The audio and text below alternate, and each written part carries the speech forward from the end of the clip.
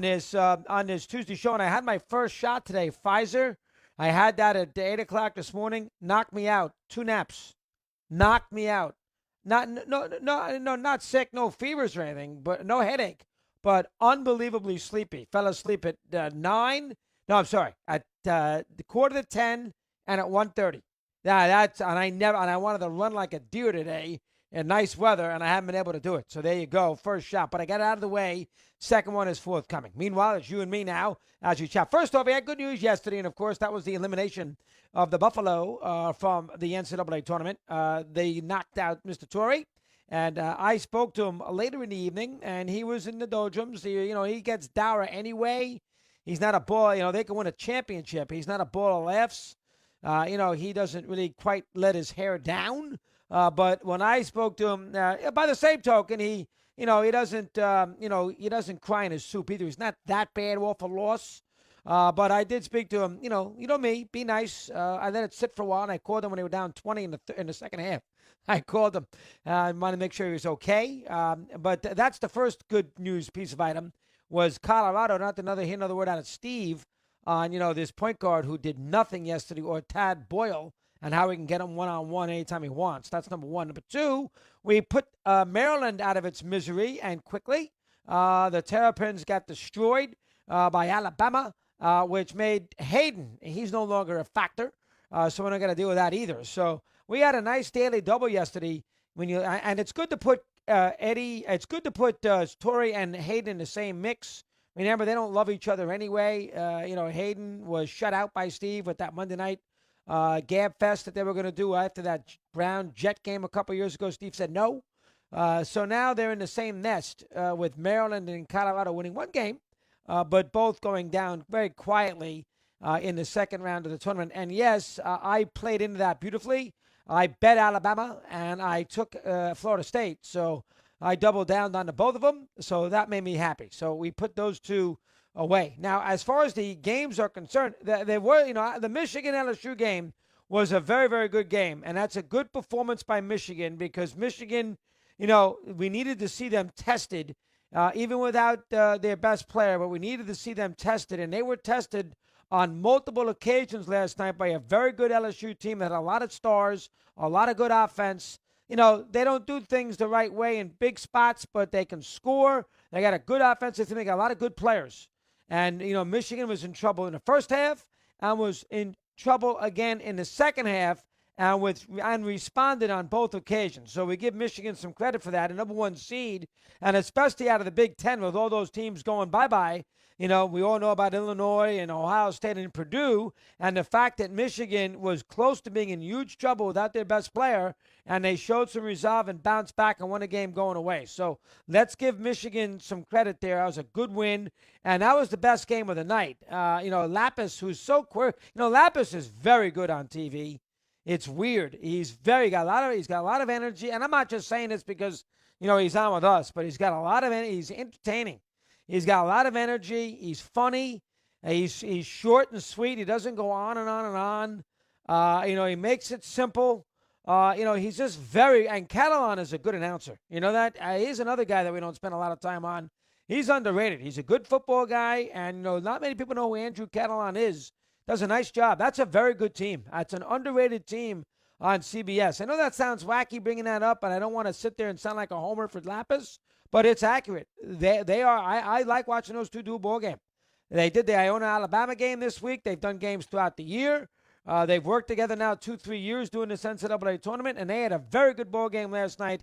And Lapis is not afraid to be critical. He goes out there. He's in and out. He doesn't take 30 seconds to make a point. Does a nice job. And so that was I enjoyed that first game last night at 7-10. Everything else was a disaster. I mean, Alabama has got a lot of offense, and, there's going to be a game here where they're going to go out there and they're going to fling up threes, and they're going to make about 5 of them in about 100 attempts, and they're going to look awful, and they're going to lose, and it's going to look bad. There is going to be a game like that for them in this. They're not going to win the championship in somewhere in the next 4 games. And I think they beat UCLA, so maybe it becomes in the regional final, but there will be a game where the ball won't go in and they'll have nothing to fall back on. That's the problem with Alabama. They got a lot of good players and they got a lot of weapons, But there's going to be a ball game in there where they're going to hoist threes throughout and not make them, and they're going to look bad. It wasn't last night, though. They did a nice job on Maryland. They buried Maryland with an early run in the second half, and that game was unwatchable from the second half on, too. UCLA, that was an easy one. Abilene Christian should never have beaten Texas.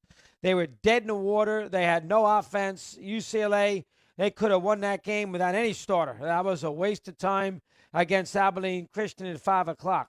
Gonzaga had a little trouble early. They showed some wherewithal. It wasn't a great Gonzaga performance, but it was good enough. They play better defense than you think they do against the Sooners. They have a lot of weapons offensively. They weren't as good offensively as I've seen them, and they were better defensively than I've seen them. So I've only seen them a couple times anyway all year. But Gonzaga, I would say cruised is the right word. Never really threatened against Oklahoma. I figured that, Creighton would have a big performance. They had 2 bad games in a row. One of them they won against Cal Santa Barbara, which they really should have lost. And yesterday against Ohio, they didn't really blink.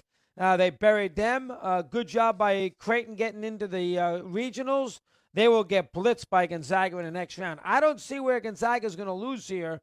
The Oregon-USC game will be tricky, but I don't see. They're going to easily beat Creighton, and they're playing a regional final. Now, Oregon-USC will be a very, very good game.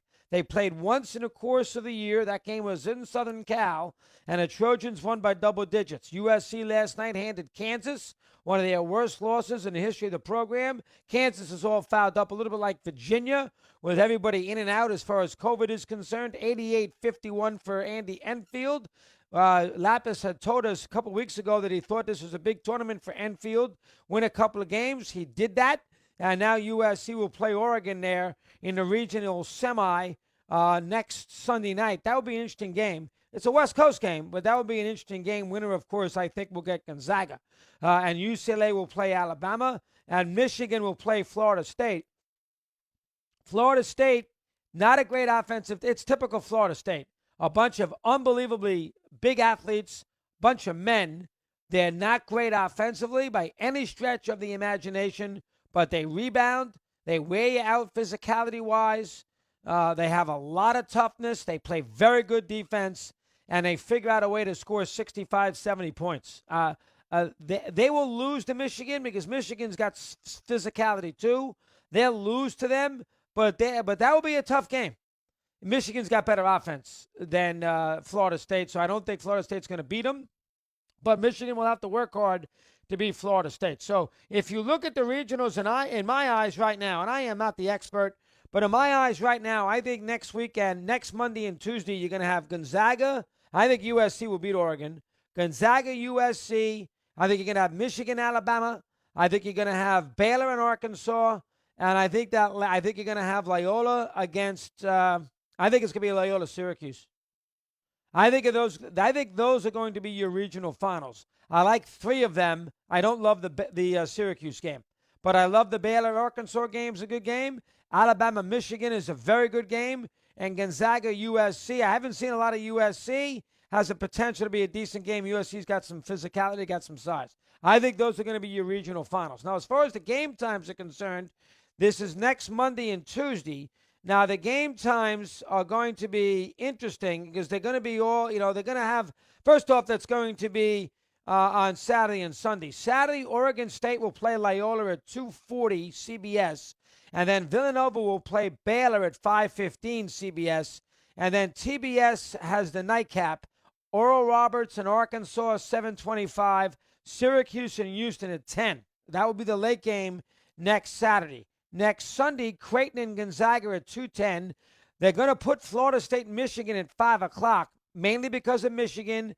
Bring the Big Ten audience in. That's a CBS game. They want a good lead into 60 minutes. That's the best lead in they can give you. So they're going to give you Michigan and Florida State at 5. Then at night, 7:15 and 9:45, UCLA, Alabama will be the first game, and Oregon, USC will be the second game. No major surprises as far as the lines are concerned. Houston is a 6-point favorite over Syracuse. That's the one line that jumps out to me. I would take Syracuse. And that is the schedule next week as far as the basketball is concerned. Been a pretty good tournament. It was a very good tournament until yesterday. Yesterday in the 8 games, only one good game. So yesterday they took a step back.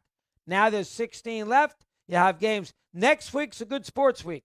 You got to get to Saturday, but you have Saturday, Sunday, Elite Eight Monday, Elite Eight Tuesday, then a day off, and then opening day on Thursday, and then you have the Final Four on Saturday and the Final Four on Monday night, the 5th. This is after Easter, and then the Masters after that.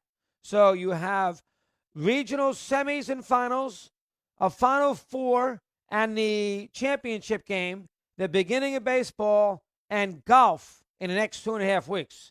It's a good stretch. We'll take a timeout. We continue with your calls here on Mad Dog Unleashed.